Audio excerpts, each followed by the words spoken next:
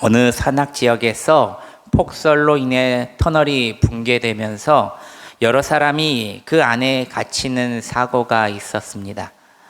전기마저 끊어지고 사방에는 완전한 암흑이 돼버렸고 사람들은 그 안에 갇혀 점점 공포와 절망감에 휩싸였다는 것입니다. 시간이 지날수록 우리는 여기서 죽는 게 아닐까라는 말이 여기저기 흘러나왔습니다. 그런데 그때 터널 맨 끝에서 아주 희미한 불빛 하나가 보이기 시작했습니다. 처음에는 저게 정말 출구일까 하며 아무도 그곳을 확신하지 못했습니다. 하지만 누군가가 이렇게 말했습니다.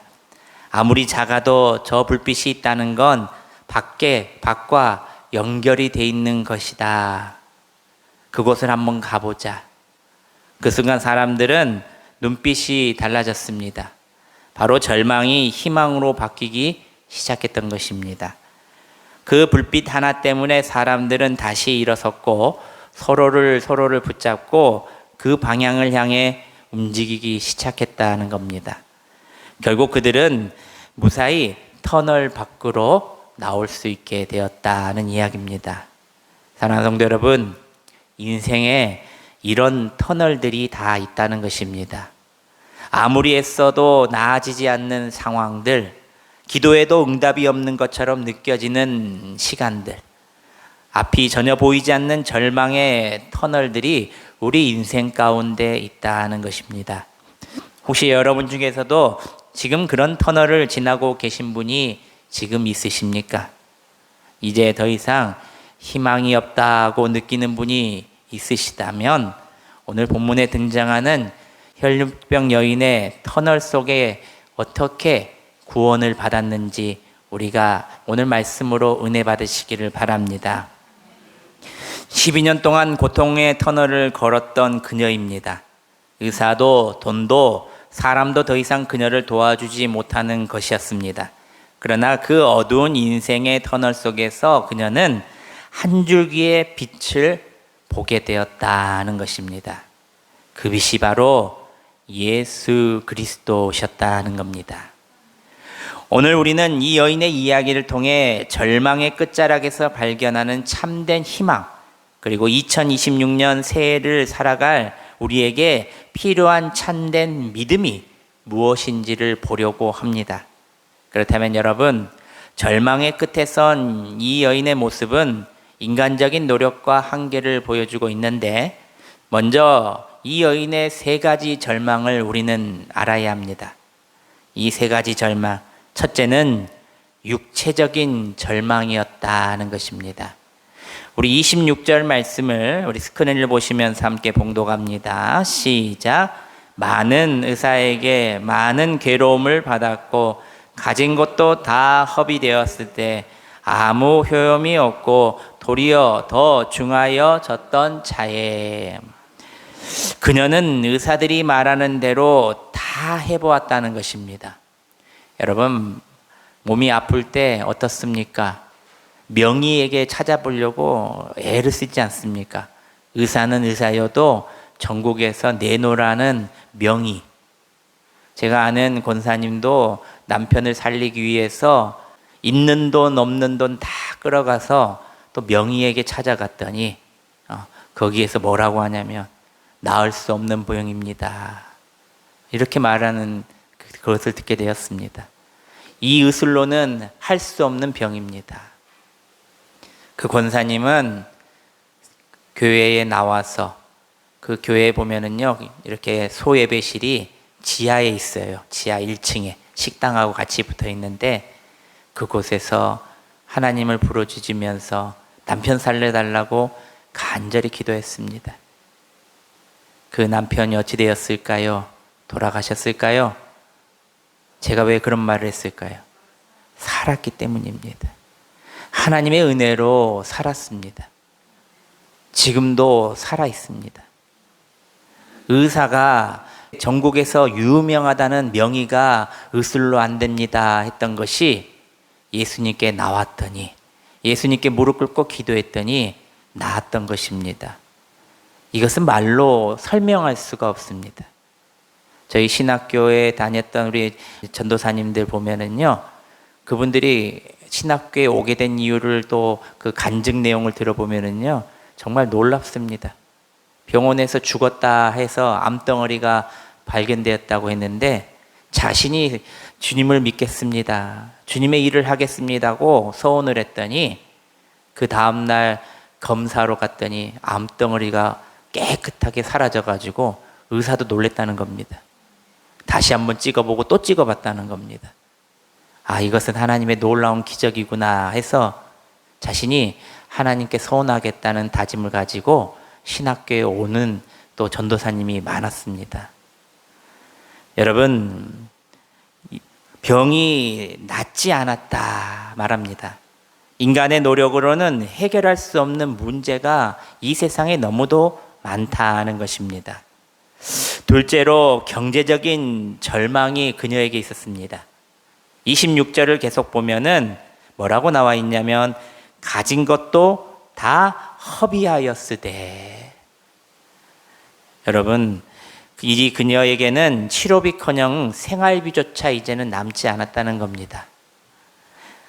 살아가려면 돈이 필요한데 돈이 없다면 이보다 더한 절망이 어디 있겠습니까? 약을 사 먹지도 못하고 끼니도 때우지 못하는 상황, 이것이 바로 이 여인의 현실이 되고 말았다는 것입니다. 셋째로 영적인 사회적인 절망도 있었다는 것입니다. 레위기 15장에 따르면 혈루병 환자는 율법상 부정한 자로 규정합니다. 그녀가 눕는 침상도 부정했고 앉았던 자리도 부정합니다. 그녀를 만지는 사람은 옷을 빨고 목욕을 해야만 했습니다. 침을 뱉기만 해도 그 사람이 부정해졌고 질그릇을 만지면 그것을 깨트려 없애야 했습니다. 이것이 의미하는 바는 무엇이냐면 그녀는 모든 공동체 모임에 참석할 수가 없었고 성전에 나가 하나님께 예배드릴 수 없다는 사실입니다. 또 가족들과 편히 어울려서 살 수가 없습니다. 그녀는 세상 누구에게도 환영받지 못하고 가족에게조차 짐처럼 되는 존재로 살아간다는 것입니다. 오늘날에도 이러한 사람들이 있습니다. 어떤 분은 오랜 질병으로 고통받고 계십니다. 병원을 다녀도 차도가 없고 의료비만 점점점 늘어갑니다. 어떤 분은 사업 실패로 빚더미에 앉아 있는 분이 계십니다. 최선을 다했지만 상황은 점점 나아지지 않고 이제는 가족들에게 미안한 마음만 남는 분도 계신다는 겁니다. 어떤 분은 관계의 단절로 외로움에 시달리는 분도 계십니다. 마치 이 혈루병 여인처럼 세상에 어디에도 기댈 곳이 없는 분이 지금도 있다 하는 것입니다. 하지만 여기서 우리가 기억해야 할 것은 바로 이사야 49장 15절 말씀입니다. 우리 함께 이 스크린을 보시면서 함께 봉독합니다. 시작. 여인이 어찌 그 젖먹는 자식을 잃겠으며 자기 태에서 난 아들을 국률이 여기지 않겠느냐. 그들은 혹시 잊을지라도 나는 너를 잊지 아니할 것이라. 아멘. 세상 모든 사람이 우리를 버릴지라도 외면할지라도 하나님께서는 결코 우리를 외면하고 버리지 않으신다는 것입니다. 믿으십니까? 26절 끝부분을 보시면은요, 이렇게 나와 있습니다. 도리어 더 중하여졌던 자에. 그 뒤에 뭐가 나오냐면요, 예수의 소문을 듣고 라고 나옵니다. 희망의 불꽃이 다 꺼져버린 이 여인에게 예수님께서는 예수님에 대한 소문이 귀로 들렸던 것입니다. 그 소문은 이렇습니다.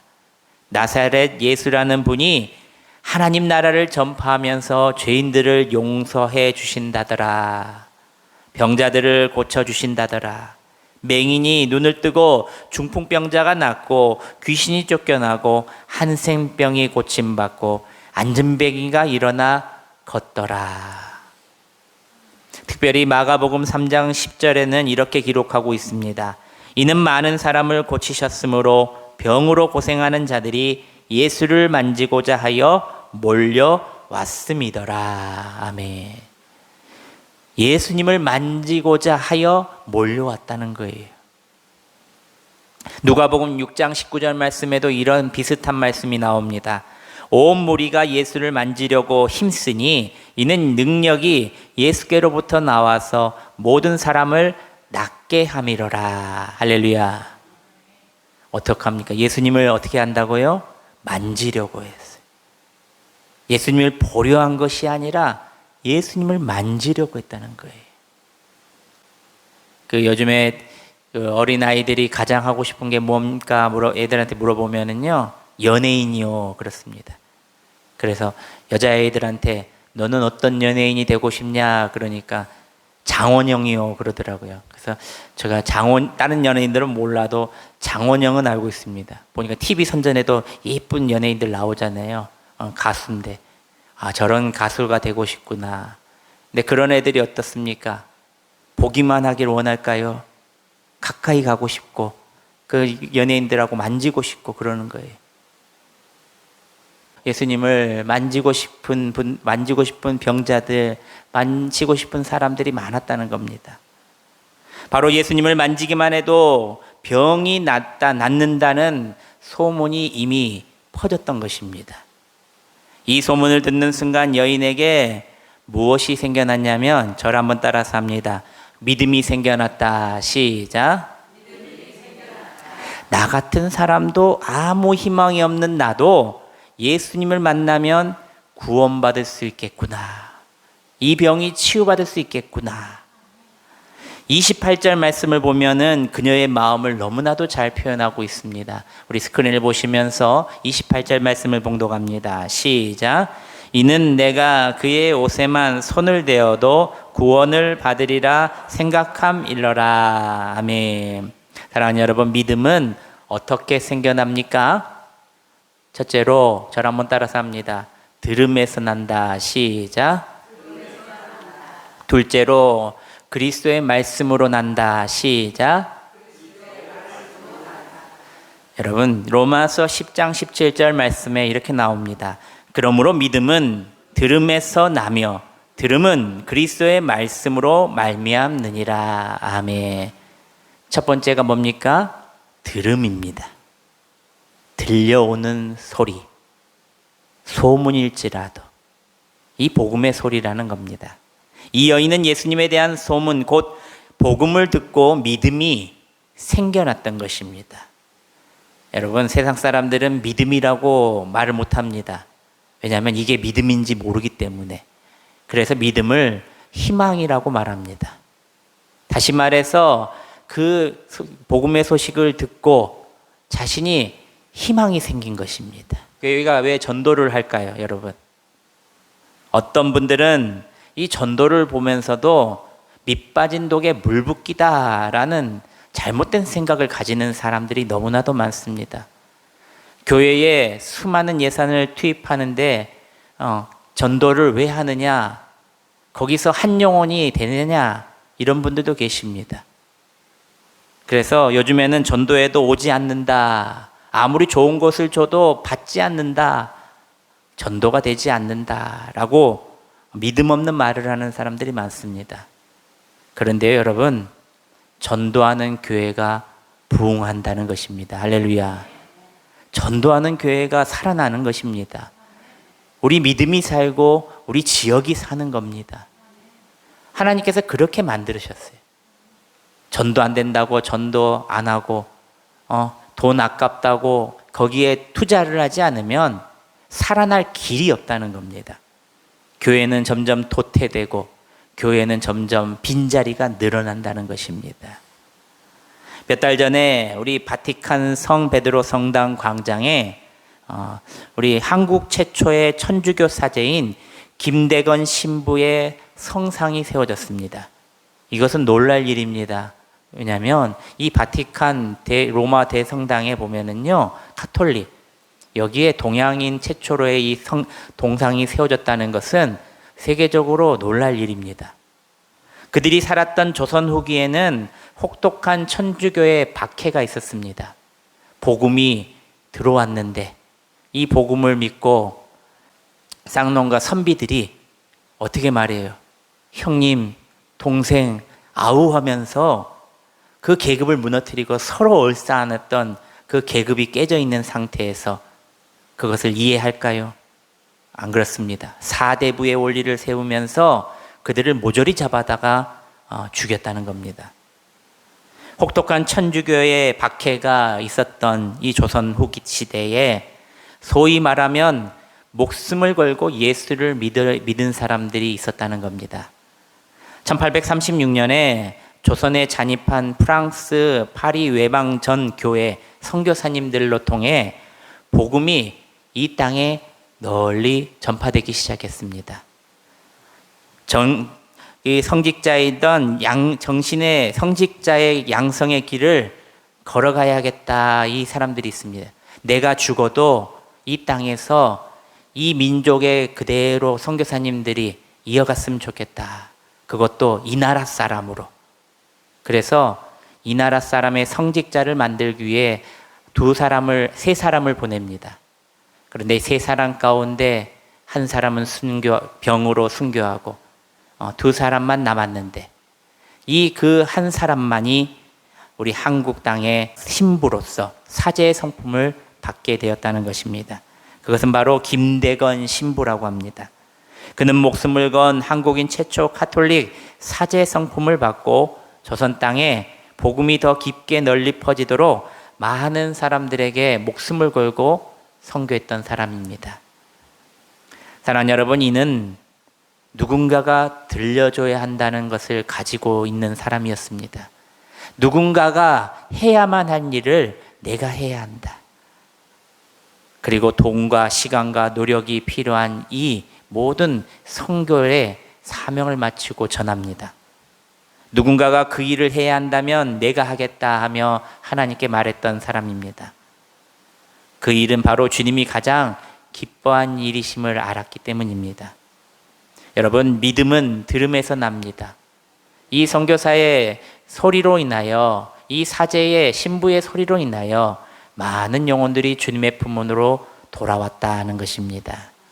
우리 한국교회 역사상 가장 큰 사역을 감당했던 사람이 바로 이 김대건 신부였던 것입니다. 우리는 금요일마다 전도하는 일에 힘쓰는 교회가 되어야 합니다. 여러분, 머물러 있으면 안 됩니다. 안 된다고 우리가 좌절해서는 안 됩니다.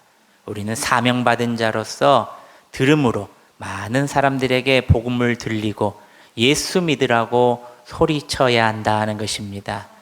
힘들고 어렵고 연약한 자들이 그 소리를 들을 때 나도 예수를 믿으면 될까? 희망이 생깁니다. 그리고 믿음이 생겨서 주님 앞에 나온다는 것입니다. 그녀는 병든 몸을 이끌고 믿음을 가지고 예수님을 찾아 나섰다는 것입니다. 24절을 보면 상황은 정말 만만치 않았다는 겁니다. 이에 그와 함께 가실새 큰 무리가 따라가서 애워싸 밀더라. 큰 무리가 따라가며 애워싸서 예수님을 밀고 있었다는 겁니다. 그런데 아무도 예수님을 만지려고 하지 않습니다. 혹시나 무서웠기 때문입니다.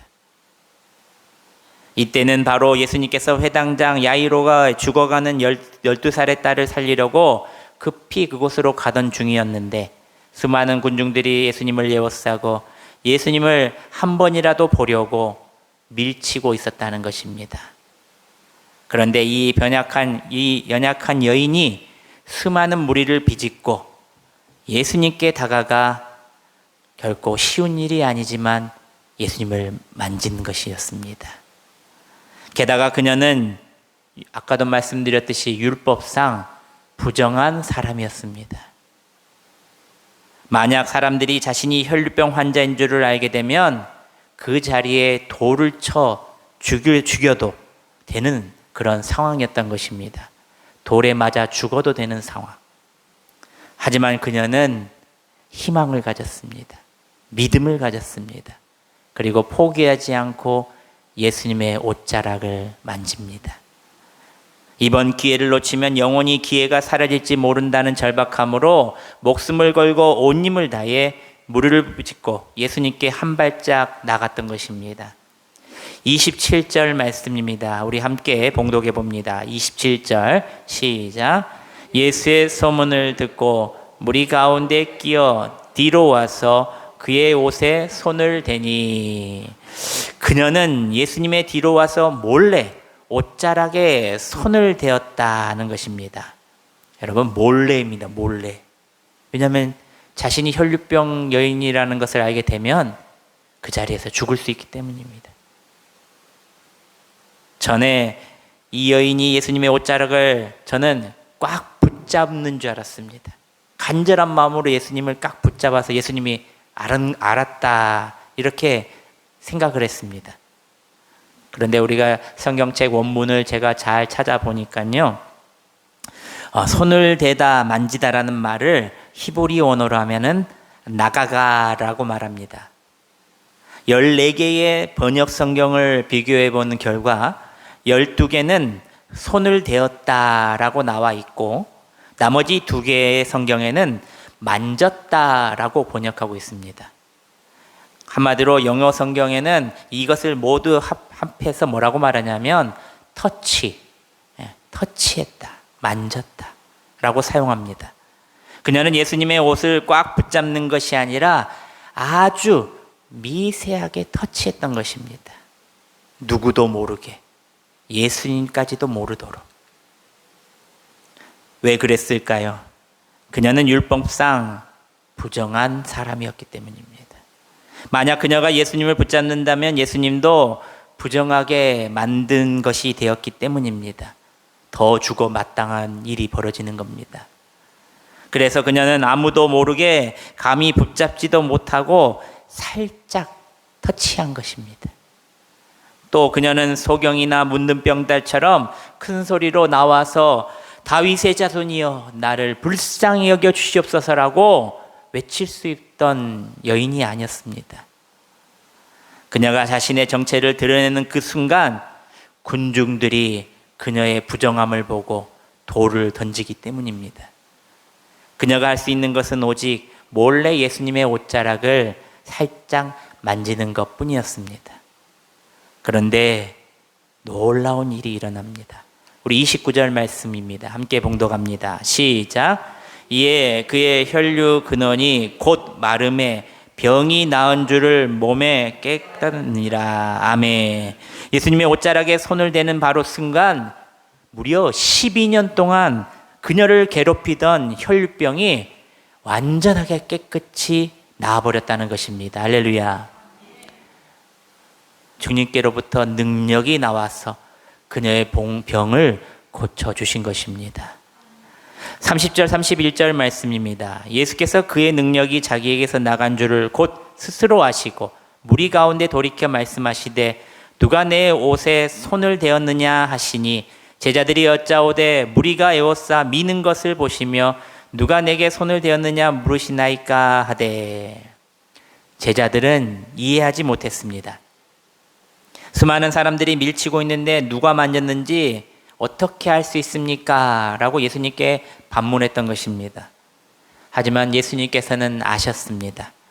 32절 말씀입니다. 예수께서 이 일을 행한 여자를 보려고 둘러보시니, 여자인지 남자인지 어떻게 아셨을까요?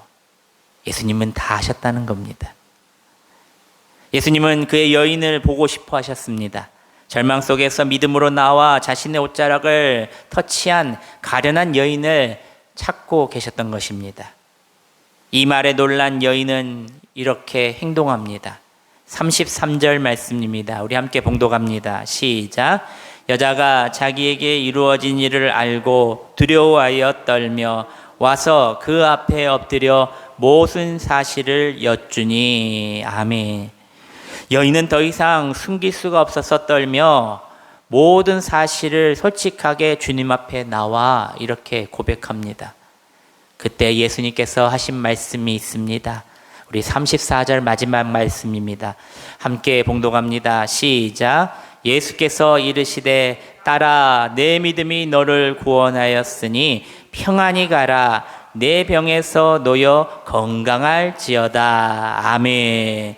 예수께서는 먼저 이 여인을 죄인이라 부르지 않으셨습니다. 뭐라고 부르셨습니까? 딸아, 내 딸아. 세상에서 버려진 여인, 가족에게 짐이 되었던 여인, 자신의 민족과 종교로부터 외면당했던 여인, 사회적으로 아무 가치 없었던 여인, 외롭고 고독하고 차라리 죽고 싶었던 여인을 향해서 예수님은 딸아라고 부르십니다. 이 말씀에 무슨 의미가 담겨져 있을까? 우리 스크린을 보시면서 예수님의 마음을 함께 읽어보겠습니다. 시작. 너는 하나님의 딸이다. 너는 나의 딸이다. 거룩하신 하나님의 내 자녀다. 하나님 나라는 바로 너의 것이다. 하나님은 너의 아버지시다. 내가 너를 치유해 줄 것이고 도와줄 것이다. 아멘. 한 선교사님의 들려준 이야기가 있습니다. 아프리카 어느 마을에 아무도 돌보지 않는 소녀가 있었다는 겁니다. 부모에게도 버림받고 친척들도 거두지 않아 거리를 떠돌며 몸을 팔며 구걸하던 아이였습니다. 선교사님이 이 아이를 발견하고 교회를 데려와 돌보기 시작했습니다. 처음에는 이 아이는 자신을 사랑한다는 말을 믿지 못했습니다. 어른들이 자신을 때리고 쫓아냈던 기억 때문입니다. 하지만 선교사님이 매일 너는 소중한 아이야. 하나님이 사랑하시는 딸이다 라고 말해주며 아프면 치료해주고 배고프면 먹여주고 교육받게 해주자. 그 아이는 점점 마음을 열고 눈빛이 살아났다는 것입니다. 몇 년 후 그 아이는 선교사님의 사랑으로 잘 커서 간호사가 되었습니다.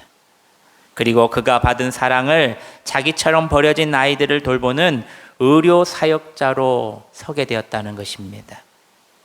그녀는 이렇게 고백합니다. 예수님께서 저를 버려진 곳에서 건져 주셨어요. 이제 제가 다른 사람을 돕고 살겠습니다. 사랑하는 여러분, 예수님께서는 오늘도 버려진 자들을 찾아 딸아, 아들아 하고 부르시고 품어주신다는 것을 기억하시기를 바랍니다. 성탄절에요, 여러분 하나 빠진 것이 있어요. 내일 설교할 거지만 사랑이 빠졌다는 겁니다. 성탄절을 보내면서 뭔가 허전하고 공허한 마음이 있었습니다. 저 또한 그랬습니다. 해년마다 보내는 성탄절 가운데 허전하고 공허했던 마음들이 어느 사역지에서 깨닫게 되었습니다.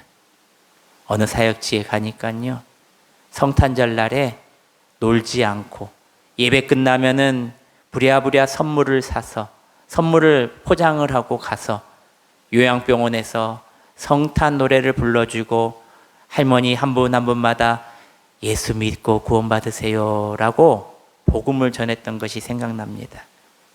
또 한 교회를 갔더니 성탄절에 시내에서 한복판, 눈이 오고 찬바람이 부는 이 겨울날에 어려운 이웃들을 함께한 예배, 길거리에서 노숙자들과 함께 예배를 드린 적도 있습니다.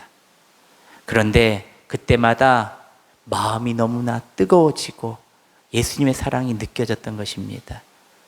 우리만 잘 되고 우리만 기쁘고 감사하고 끝나는 성탄절이 아니라 예수님의 사랑을 실천하는 성탄절이 너무나도 값지고 귀합니다. 여러분, 사랑을 실천하는 것입니다.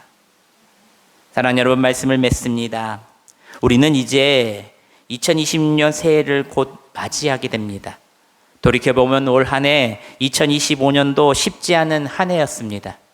어떤 분은 건강의 문제로 힘들었고, 어떤 분은 경제적인 어려움으로, 어떤 분은 관계의 문제로 고통받았습니다. 하지만 오늘 본문이 우리에게 주는 메시지는 너무나도 분명합니다. 우리의 상황이 아무리 절망적이어도 희망이 있다. 그 희망은 바로 예수 그리스도시다. 할렐루야. 예수님이 원하시는 것은 간절한 믿음이라는 것입니다. 오늘도 예수님께서는 따라라고 우리를 부르고 찾고 계십니다. 여러분이 지금 어떤 상황이든지 예수님께 나오시길 바랍니다. 주님은 여러분을 기다리고 계십니다. 2026년에는 주님 앞에 나오지 못했던 내 마음과 내 삶을 내어드림으로 모든 문제가 예수님의 능력으로 해결받는 한 해가 되시기를 주님의 이름으로 축원합니다. 기도하겠습니다.